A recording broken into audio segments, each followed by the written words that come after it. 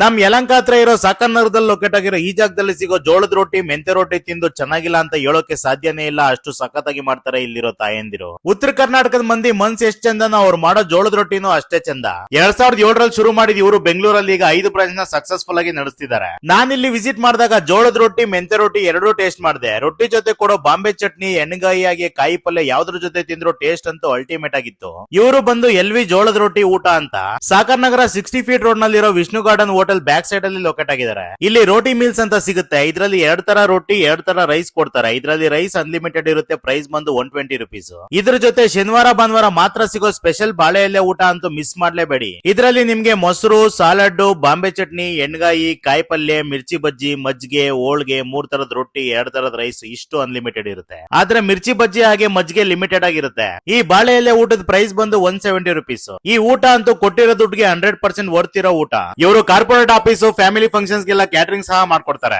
ಯಲಹಂಕ ಸಾಕನಗರ ಸುತ್ತಮುತ್ತ ಇರೋ ನಿಮ್ಮ ಉತ್ತರ ಕರ್ನಾಟಕದ ಮಂದಿಗೆ ರೀಲ್ ನ ಶೇರ್ ಮಾಡಿ, ಹಂಗೆ ಮಿಸ್ ಮಾಡ್ದಂಗ ನಮ್ಮ ಪೇಜ್ ಫಾಲೋ ಮಾಡಿ.